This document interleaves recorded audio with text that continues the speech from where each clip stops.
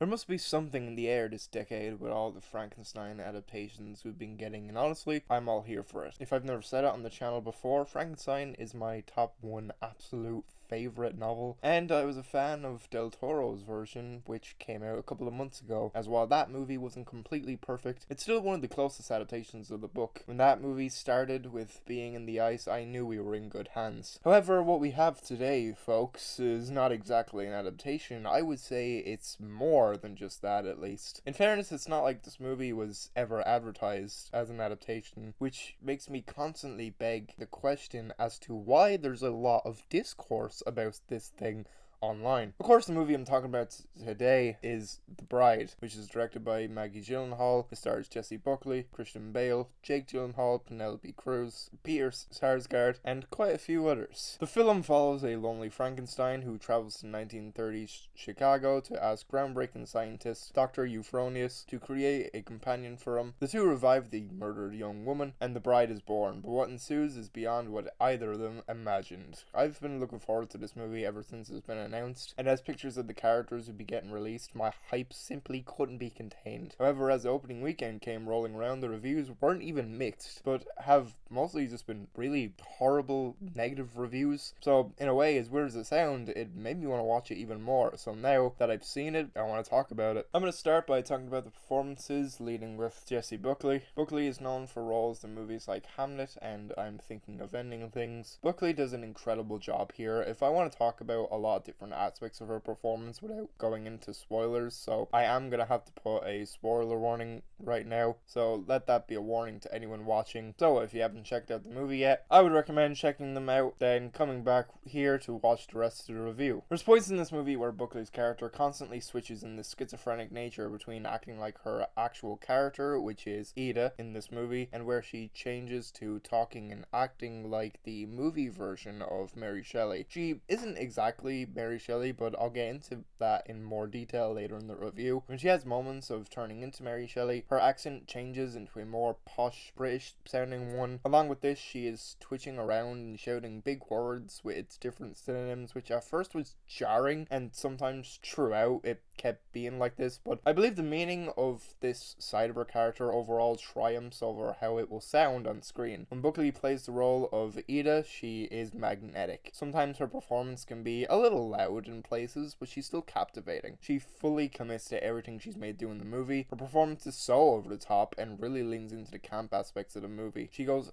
wholeheartedly for it, which I found really endearing. There's also elements of her having to act in a very headstrong nature to an extreme degree, and it can be thrilling to see this on screen. Christian Bale plays Frankenstein in this. That's right, to a degree this movie refers to him and Frankenstein, not Frankenstein's creature. However, he does preface that the actual Dr. Frankenstein is his father, so to an extent that works to a degree as well. Bale is known for his roles in movies like American Psycho and The Dark Knight. I enjoyed this interpretation of the creature. He's surprisingly the least sympathetic creature that's been put to screen, at least from what I've seen so far anyway. That being said, he isn't totally unsympathetic, as the beginning of the movie does have you naturally feel sorry for a situation, but through certain things he says, it does make you think whether you should feel sorry for the creature or not. Besides this point though, Bale does a good job at finding a balance between maintaining the idea that he has an early staged brain, having this childlike wonder, while also having good moments of rage. While his rage is entertaining, I will say there are moments where some of his own brand of louder moments get a little over the top, which tends to be more on the overacting side of things. I don't want to say they get to a level of full-on cringe, but he certainly hams it up a lot of the time. It's fun to see him act campy when the movie calls for it, especially in some of the more zany moments of the movie. Another aspect I liked about Christian Bale's version of the creature is they essentially make him a film bro, and seeing his passion throughout these moments are so entertaining to see. Annette Bening is in this movie too. She's known for having roles in movies like American Beauty and Mars Attacks. In this movie, she plays the role of Dr. Euphonius, who in a sense is this movie's version of Frankenstein, as she takes up the role of reanimating the dead. As for her performance, she mainly just plays into the campy elements and has such a flamboyant nature to her, while balancing the idea of her being brilliant but mad scientist type of character, while you can still find her character incredibly entertaining throughout the movie. Jake Gyllenhaal shows up for a bit in this movie movie too. He's known for having roles in movies like Nightcrawler and Enemy. In this movie, he plays a movie star that Christian Bale's character is obsessed with, so for most of the runtime he's on screen, we see him be cruel and uncaring, but when we see him in movies the character watches. It's impressive to see Gyllenhaal act like actors would have in the 30s. From the pronunciation of certain words to the way he has to sing in a type of crooning manner, which is pretty funny and endearing again to see when we get glimpses of it in the film. We don't know much about him outside of the movies that are seen in the film, which is a bit of a shame as there is some intrigue to his character for the two sides of the character that we see. Penélope Cruz is in this too. She's known for roles in movies like Vanilla Sky and Volver. I enjoyed the time she was on screen. She is a pretty integral character tied to the themes of the story, which is a shame that she isn't in the movie for a whole lot of the runtime despite this. Most of the time she has to portray herself in a headstrong manner towards all the people around her, and it can be satisfying to see her get one over people. She can be a delight for the time that she has on screen. Peter Sarsgaard shares a lot of screen time with Penelope Cruz's character. He's known for roles in movies like The Batman and The Lost Daughter, a movie also directed by Maggie Gyllenhaal. Sarsgaard is good for the material he's given in this movie. There are times where his character seems to be a little dim-witted, but it's hard to tell if it's this way on purpose or if there's any ulterior motives for how he acts like this. There are times when he has occasional emotional moments, and he does well for these points in the movie. There are a decent few character actors in this which were a delight to see pop up here. While I wouldn't say he's reached the level of character actor, it was fun to see John Magaro here. He's known for roles in movies like Past Life and The Big Short. He is in this for a brief period and does his usual stick. I went to see this movie with my girlfriend, so she's probably gonna maim me if I didn't mention the inclusion of the movie having Matthew Mayer show up here. It was interesting to see him act as a more horrible person, but it was sometimes a little hard to take the guy seriously. Not that he was a comedic relief or anything, but it's definitely interesting to see that done here when I'm more used to seeing him act like his character in the TV show Our Flag Means Death. Another actor I want to mention pretty quickly is Louis Cancelme, who plays this really unnervingly creepy cop for only one scene, but his presence is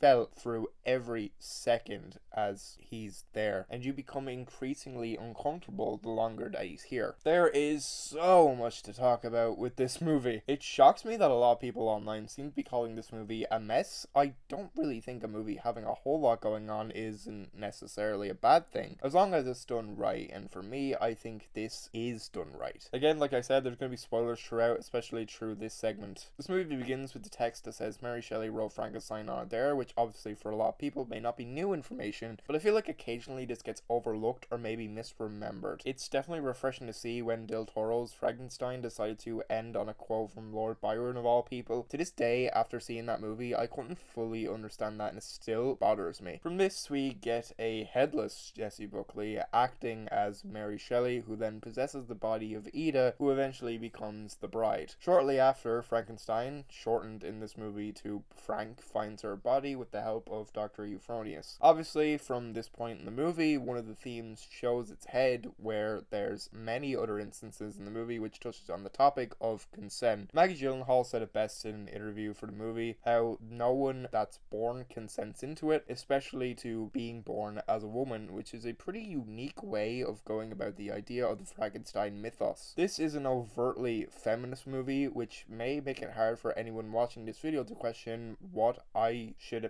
have any say in anything about this, but I was able to watch this movie with a brain, unlike a lot of the reviews for this movie seems to be that people just aren't able to do. A good majority of the men, if not all of the men in this movie, are complete pieces of shit, whether it's for minor or major reasons. Even Frank isn't completely innocent, as he spends the whole movie lying to Ida about her identity and her past. To a degree, from the get-go, his intention is to find a companion, and even agrees to the companion being female, which isn't always present in other Frankenstein adaptations. The way people, again, mainly men, get their comeuppances in this movie are done in ways that are done well for this type of movie. It's not done in a tedious way that beats you over the head about it, and furthermore, it gets pretty violent from time to time, and it's done in a pretty cathartic way from what happens beforehand. The bride herself basically acts as the voice for the powerless, and this happens pretty frequently to the point where a character's actions start a movement from it. Obviously, with that in mind, there's a lot to unpack there, which to an extent I can't fully speak on as I don't feel fully equipped to speak further on it. Now on to the more goofy parts of this movie, which I'm absolutely able to speak on. While I briefly mentioned it during the performance section, I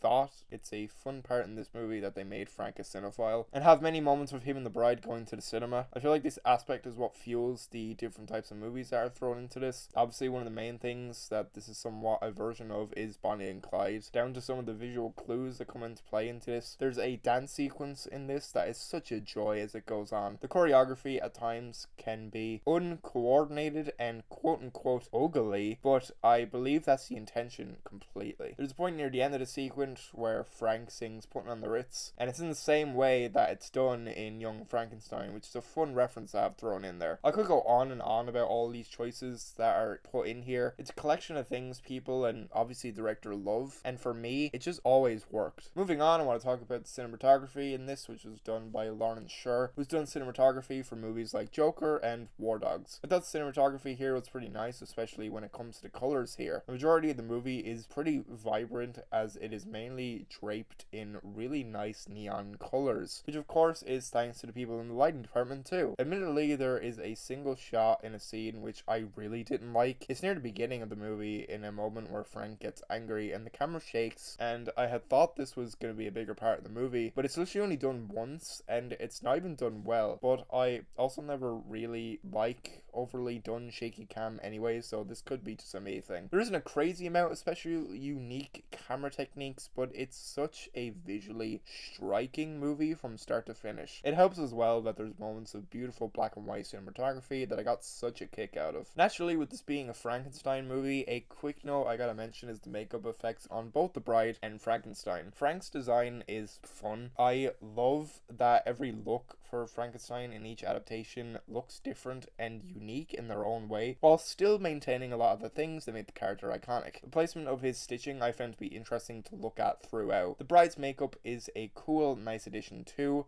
The blotch on her lipstick is a fun inclusion and it's definitely there to be iconic. Despite what people are saying about this, I can for sure see this being a Halloween costume this year, next year, and possibly years to come. Her hair was a great touch too. There's a point later in the movie where she places a piece of clothing in her hair, which is in the shape of black line, which is clearly meant to be the inverse colors of the iconic hairstyle in the Bride of Frankenstein movie from Universal. The last main point I want to talk about is the music, which was composed by Hildur Gudnadóttir, who's done music for films like Joker and Tar. I thought the music was really good here. It suits pretty much every scene that it's used in. There's occasions where it's similar to Joker in the way it uses those rising violins, but what I appreciate is the approach to trying to include more of a rock-centered soundtrack throughout the thing. The inclusion of distorted guitars and horns and sometimes actual voices sometimes creates a spooky aura to the whole thing overall. Like I mentioned briefly, there's points during scenes where Jake Gyllenhaal's movies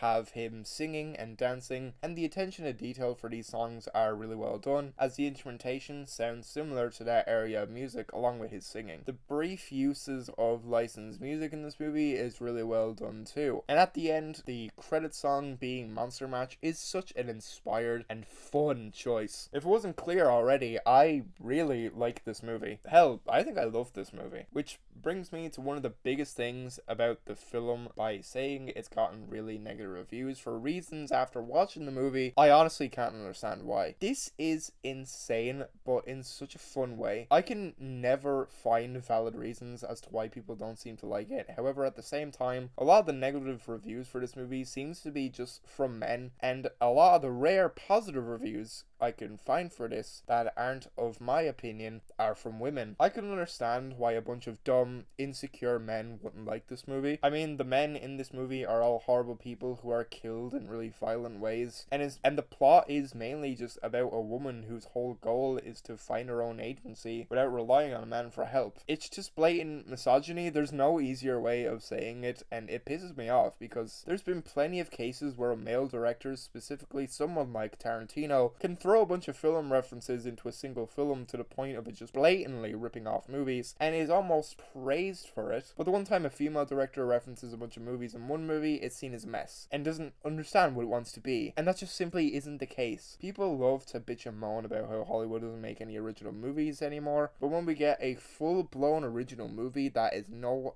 holds barred, people just shit on it, and to an extent it's so depressing to see. I remember going online seeing people complaining about this being a shitty adaptation, even though this was never marketed as an adaptation. Like, this was getting more hate for being a shitty version of something else than Wuthering Heights was. Can you imagine that? I'm giving The Bride 4.5 stars. The performances are so over the top and zany and campy, but always remain incredibly entertaining. It's visually striking from start to finish. It's bold, it's audacious, it's insane, like I said. There isn't a single moment where the movie feels boring. I feel like in about 5 to 10 years, this thing is going to be a full-blown cult classic. I feel the same amount of joy I had when I saw Lisa Frankenstein when that came out, as that was a Frankenstein adaptation that was also really campy, but worked so much for me when I saw it in theaters. I think in this day and age, people rely too much on online reviews, which is funny for me to say, as I am making an online review for this. But it's wild how negativity has been pushed so much for this, which is sadly making it fail. But I say nay. I say if this review has any possible intrigue for you to go check it out, I highly recommend seeing this movie on the big screen at your local cinema, because this movie really deserves to be seen on the big screen.